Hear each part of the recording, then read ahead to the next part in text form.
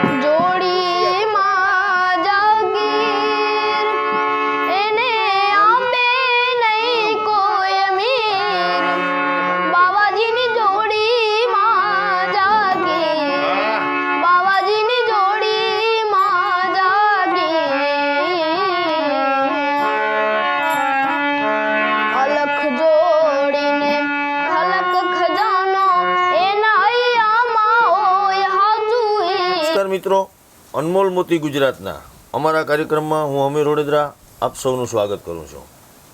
મિત્રો, વારંવાર અમારા અનેક કાર્યક્રમોમાં, અનેક એપિસોડોમાં અમે એક વાત હંમેશા તાજી કરી છે. વારંવાર એ વાતની યાદી જે છે તે તમારી સામે કરી છે કે 84 લાખ યોનિમાંથી મને અને તમને જ્યારે મનુષ્યનો અવતાર મળતો હોય, અનેક ફેરા આ પૃથ્વી ઉપર, અગર તો આ સમસ્ત બ્રહ્માંડમાં અનેક ફેરા ખાધા પછી, અનેક ધક્કા ખાધા પછી મને અને તમને મનુષ્યનો અવતાર જ્યારે મળતો હોય, ત્યારે આ મનુષ્યનો અવતાર સાર્થક કઈ રીતના કરી શકાય, આ મનુષ્યનો દેહ ધારણ કર્યા પછી ખરેખર માણસ થઈને કઈ રીતના જીવી શકાય, માનવ થઈ બીજાને ઉપયોગી કેમ થઈ શકાય, તેની અનેક વાતો, અનેક દાખલાઓ તમારા સુધી પહોંચાડ્યા છે. અને સાથે સાથે મારી અને તમારી નજરમાં સાવ સામાન્ય લાગતું કામ, ખૂબ મહેનત માગી લેતું હોય, ખૂબ તેની પાછળ અનેક વર્ષોનું જે તપ જે છે તે કામ કરતું હોય, તે કદાચ મને અને તમને સહેજે ખ્યાલ ના આવતો હોય, પરંતુ જ્યારે તેના જીવનમાં આપણે ડોકિયું કરતા હોય, તેના જીવનમાં અંદર ઉતરી અને જ્યારે આપણે જોતા હોય કે ખરેખર આપણી નજરમાં સામાન્ય લાગતું આ કામ કેટલું અઘરું હોય, કેટલી મહેનત માગી લેતી હોય, તે આપણે તેમના જીવનમાં ડોકિયું કર્યા પછી સાચી માહિતી મળતી હોય. મિત્રો, આજે અમે આવ્યા છે પોરબંદર જિલ્લાના બેરણ ગામમાં, કે ત્યાં એક એવા વડીલ છે, એક એવું વ્યક્તિ છે કે જે આજે છેલ્લા 24 વર્ષોથી ગામમાં ઘરે ઘરે જઈ રોટલાનો બટકો માગે છે. કોના માટે? પૃથ્વી પરના બીજા જીવ માટે. ગાય, કૂતરા કે કોઈ પણ જીવ એક હાથે લઈ બીજા હાથેથી તેને ખવડાવી દાન કરે છે અને પોતાની સાથે સાથે બીજા અનેક જીવોનું જે પોષણ જે છે તે કરે છે. પરંતુ આ 24 વર્ષોની તેમની જે યાત્રા છે, તેમનો જે સંઘર્ષ છે તે કેવો હોય, કઈ રીતના કર્યો હોય તેની માહિતી મેળવશું અને સાથે સાથે તેમના જીવનની થોડી વાતો પણ કરશું. સૌથી પહેલાં ખેલારામ બાપુ, અમારા કાર્યક્રમમાં તમારું સ્વાગત છે. સદદેવીદાસ. દેવીદાસ. સદદેવીદાસ, કેમ છો? મજામાં? હવે તમારી થોડીક ઓળખાણ, તમારા વિશે થોડીક માહિતી આપણે બધા દર્શકોને આપશો. તમારી વાતો થોડીક કરો. તમે કરો ને. તમારો જન્મ, બાળપણ, એના વિશે થોડીક વાતો કરીએ આપણે. ઈ કયો થોડુંક. આપણે વાતો ઈ કરું કે તમારો જન્મ ક્યાં ગામમાં થયો? આ ગામમાં, બેરણ ગામમાં. કેટલા ભાઈઓ, કેટલા બેન? 3 ભાઈઓ, 1 બેન. એવું? હા, ભાઈમાં ને ઓળખો ને. હા હા, એના ઘરમાં. બરાબર. અને તમારા પરિવારમાં તમે કેટલી છોકરી ભણ્યા? કઈ નહીં. હાવ અંગોઠા સાહેબ. એવું? તો પછી આ કાવડ હે 24 વર્ષ થયા ફેરવો, એ પહેલા શું કરતા? એ પહેલા ખેતીનું હાથી રહેતો. એવું? મજૂરી કામ કરતા? મજૂરી. તમારે પોતાની કઈ જમીન કે એવું કઈ છે? મારે ભાગ નથી લીધો મેં. હા. તો તમે એ બધું બીજા ભાઈઓને આપી દીધું? ઘર પરિવાર, લગ્ન એવું કઈ કર્યું? કઈ નથી કર્યું. તો અત્યારે તમારી ઉંમર કેટલી છે? 65 માથે. 65 માથે. તો આ 24 વર્ષથી જે કાવડ ફેરવો, એની શરૂઆત કઈ રીતના થઈ? શરૂઆત બસ પરબીનથી કંઈ ખાલી તિલક લીધું હતું. પછી આ બધું પૂરું કરે ને પછી ગયો કરસનદા પાસે. પછી ગુરુબોધ આપ્યો. એ કીધું પછી એ કંઈ કરવાની જરૂર નહીં. પેલા જે ગામમાં તમે કાવડ લઈને નીકળતા, માગતા, બરોબર છે ને? કેટલા ઘર માગતા કાયમ? આખી હિમ પાટકતા. આખી હિમમાં? ખંભે કાવડ લઈને આખી હિમમાં જવાનું? આ ભાઈની ખબર, મુંજા ભાઈની. હા. અને આખા હિમમાં જઈને પછી રોટલા શું લેવાનું? રોટલા ને સાણી. હા. એ પછી અહીંયા આવી નાખવા છે સબૂતરે. હા. રોટલાઓનું કૂચના કાયમી લેવે ને કાયમી જેટલા હોય એટલા બધાને ખવડાવી દેવાનું. એવું? તો એમને અહીં કંઈક તો વિચારતા હોય ને કે મારે કાવડ ફેરવવી કે બીજાનું ઘેર જઈને માગવું, એવું કી મગજમાં? એ મગજમાં બેહે ને મારા જ મગજ જ નહોતો. મુંજાભાઈની ખબર. મગજ નહોતો એટલે ઘેલારામ કે નકણે નામ ઘેલારામ? નામ ગેલો હોય. નામ એવા તો પછી કોઈ કેવું ન કે ભાઈ આ રખડવાનું બંધ કરી દે, ના માગવાનું બંધ કરી દે એવું બધું? ના, એવું કંઈ કીધું નથી કોઈ. એવું? ગામમાંથી પૂરેપૂરો સાથ? પૂરેપૂરો સાથ. એવું? અત્યારે આ તમે આ કુટીર બનાવી, જાણવા ના તેમ કર્યું, અહીંયા કેટલા વર્ષ થયા? અહીં તો 1.5 વર્ષ થઈ ગયા. જાજો ટાઈમ થઈ ગયો. એવું? 18-19 વર્ષ થયા. બાપાનું કામ એવું હે કે બાતે કમ કામ જ્યાદા, બરાબર ને? વાતું કરતા બહુ ઓછી આવડે, પણ આપણે એના સુધી આવવાનું કારણ એક જ છે કે ખરેખર આપણે જેણે વાતું કરતા ન આવડતું હોય, એનું કામ હે આપણે જેણે વાતું કરતા આવડતું હોય બીજા માણસ સુધી પહોંચાડીએ, જેથી કરીને તમે કામ કરતા હોય એવું કામ બીજા કોઈને કરવું હોય તો એને થોડીક પ્રેરણા મળે. 5 જીવના પેટમાં રોટલો જાય, નિરણ જાય, ચણ જાય, બરાબર? એના વિશે તમારે પરબ ગા તમને આ ત્યાંથી ગુરુબોધ આપ્યો, બરાબર ને? તો એ પેલા 24 વર્ષ સુધી પછી કોઈ દી કંટાળો ન હતો કે ન કરાય? કઈ નહીં, કંટાળો જ નહીં. એવું? આ ધૂણો ચાલુ કર્યો એને કેટલો ટાઈમ? એને નોરતા પહેલા. એવું? તો ત્યાં એટલે આનો કઈ હોમ હવન થતો હોય કે? ના, કઈ નહીં, ખાલી દેવીદાસનો ધૂણો. દેવીદાસનો ધૂણો. એવું? ને આની તે હાજા પણ થઈ જાય. બીજી કોઈ આફરો, કોઈ માથું, કોઈ દાઢ. આ શું કરવાનું? બબૂતે આપી દેવાનું, માથું હાથ દે ને ઉતાર દેવાનું. એવું? મંત્ર ને આપણી તંત્ર મંત્ર દોરા ધાગા એવું કઈ ને દર્શન કરો અને માણસના દુઃખ દૂર થતા હોય તો શ્રદ્ધાનો વિષય છે. આપણે કોઈને અંધશ્રદ્ધા તરફ દોરે નથી જવાના. અહીંયા કોઈ ખર્ચો નથી, કાંઈથી આપણે કોઈના પૈસા લેતા નથી કે તંત્ર મંત્ર કે જોવાર કે દોરા કે ધાગા કે એવું કંઈ આપણે કરતા નથી. કદાચ એની શ્રદ્ધા હોય અને માણસ કે હારું થાય તો ધૂળની સપટી હારું થાય, બરાબર ને? તો આ બધા આપણે આ પાસે ભેરા રહેતા હોય, ઘર પરિવાર હોય, લગ્ન ઢોલ હરણાયું વાગતા હોય, તો તમને કોઈ દી નથી કે હું લગ્ન? કોઈ દી નહીં. એમ? ટૂંકમાં પહેલેથી જ ભગવાન એને જાતો બસ એવું. તો કંઈક થોડીક વાતો કરો કેવી આ કાવલ્ય નીકળ્યા ને કેવું તમને લાગતું. દેવીદાસની દયા થઈ ગઈ હમ દાદાની બેરનના હમ બસ. આપણી કદાચ કોઈને કેવું હોય, કોઈને આ રીતના કાવડ ચાલુ કરવી હોય કે કોઈની જીવની ઓલું કરવું હોય તો કેમ કરાય એ થોડુંક કયો. એ જેણી જોરી હિવરાવ લેવાની કાવડી કરી લેવાની, વિચાર થાય તો કરી લેવાનો. આપણે થાય ને કે પાપ ને પુણ્ય ને ધર્મ ને ભગવાન ધર્મ આ ધર્મ તમને લાગે હોય એવું લાગે. આપણી ઊણો વિચાર આવ્યો દેવીદાસને કે એની ફેરવી કાવડ આપણે એવો વિચાર ઉપજ્યો. બરાબર એને આ ભગવાન કાંઈ હોય કે એવું લાગે. આ બધું અટાણાનો સમયમાં જોતા કોઈનું ને બધા મારી કૂટ ને હેજાવ હાટું બાંધે ને વેરગીએ લાગે તમને ના ભગવાન હોય? એવું કંઈ નહીં. ભગવાન હોય એવું લાગે ભગવાન આમાં પબ્લિક મને જ ને ના તો કીમાં હે આપણે જે હાસે માર્ગી જતા હોય ને એમાં છે. એવું. હા પછી કારક મેં હોય હા લૂ લાગતી હોય બહુ આપણી ત્યાં વેકરા વાકડા ના અંતે હોય હા બહુ પાણી આવતું હોય પછી આરહ કરી જવાનું કે ના ના જવાનું ભલે ભીંજાવું પડે. કોઈ પણ પોઝિશનમાં જવાનું. કોઈ બી તો પછી બધાને ખબર હોય ને કે ઘેલો હતો હમણાં આવી છે હા તો તમારે હાટું થોડાક રોટલા ને બાયું ગળે રાખે કાયમી ઘડે રાખે. ગળે રાખે. બરાબર ને. જેમ મેં તમને શરૂઆતમાં જ કીધું કે ઘેલા બાપાનું કામ એવું છે કે વાતું ઓછિયું ને કામ વધારે. બરાબર ને. એટલે એમના વિશે ગ્રામજનોમાં અમારે ભાઈ મુંજાભાઈ ઓળેદરા અમારી સાથે છે. એમની પાસેથી પણ થોડીક માહિતી આપણે ઘેલારામ બાપુ વિશે લેશું, સાંભળશું.